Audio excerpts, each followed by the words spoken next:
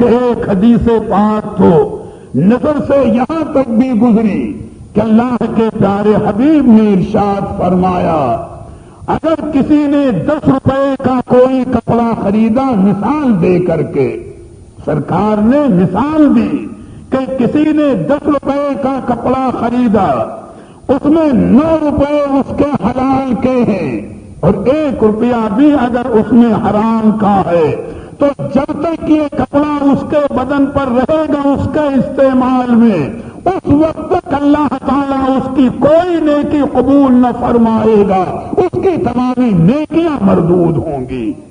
دیکھو 9 روپے حلال کے ہیں، ایک ہی حرام کا شامل ہوا، لیکن ایک حرام نے اس کی تمامی نیکیوں کو بھی مردود قرار دے دیا۔ تو رزق طیب کی کوشش کرنا اور دعا مانگنا کہ پروردگار عالم آپ کو اور ہمیں، تمامی مومنین کو اور قیامت تک ہماری نسلوں کو حرام سے بچائے اور رزق طیب کی توفیق عطا فرمائے، رزق حلال کی توفیق عطا فرمائے۔ اللہ کے پیارے حبیب کی یہ بھی حدیث پاک ذہن میں آپ رکھیں کہ میرے آقا و مولا صلی اللہ تعالی علیہ وسلم نے ارشاد فرمایا کہ اگر کسی کے پیٹ میں حرام کا ایک لقمہ ہی پہنچ گیا، ایک لقمے کی کیا حیثیت بظاہر، سرکار فرماتے ہیں کہ جس کے پیٹ میں حرام کا ایک لقمہ پہنچ گیا تو 70 دنوں تک اس کی نمازیں اور دعائیں قبولیت سے محروم ہو جاتی ہیں۔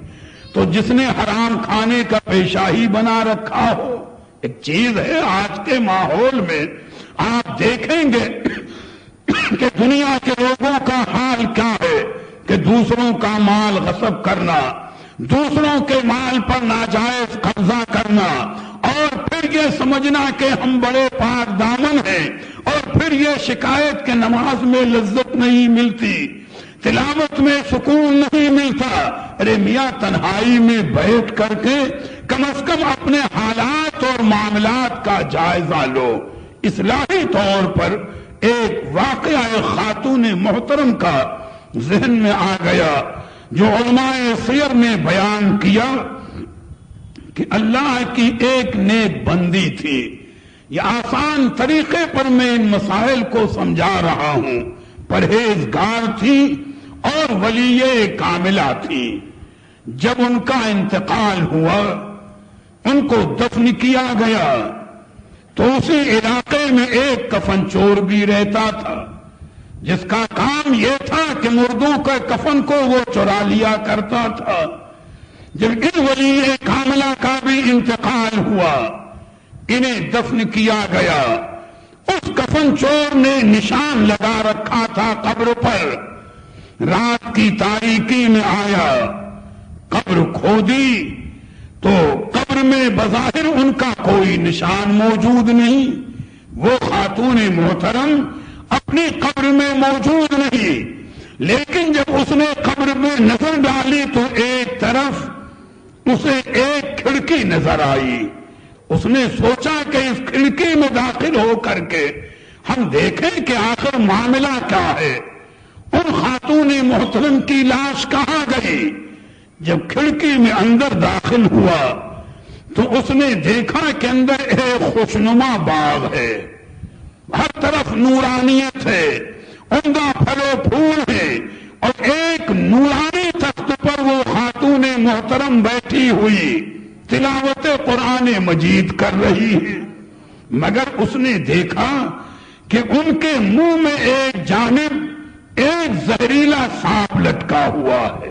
تو تعجب کی بات تو ہوگی کہ اتنا عمدہ ماحول ہے، نورانی کیفیت ہے، گویا وہ جنتی باغ میں ہے، اور پھر بھی ان کی زبان میں یا منہ کے ایک حصے میں ایک زہریلا سانپ لٹکا ہوا ہے۔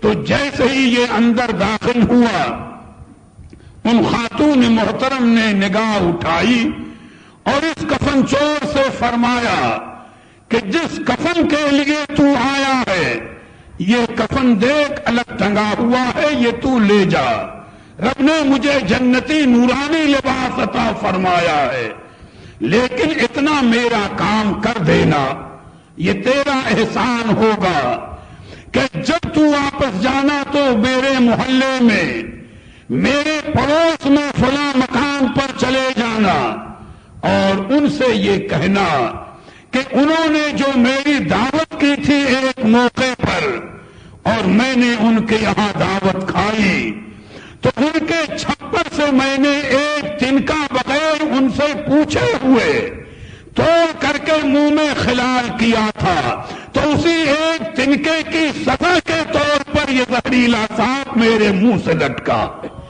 جا کر ان سے کہنا کہ وہ معاف کر دیں۔ میاں سوچو مقام غور ہے کہ آج جو غیروں کی لاکھوں اور ہزاروں کی ملکیت پر ناجائز قبضہ کر کے اور پھر بھی پاک دامن سمجھتے ہیں اپنے آپ کو، اللہ توفیق عطا فرمائے، ہدایت نصیب فرمائے۔ کتنے ایسے ہیں مدرسوں کا حق مارتے ہیں، کیسے لوگ ہیں مسجدوں کا حق مارتے ہیں۔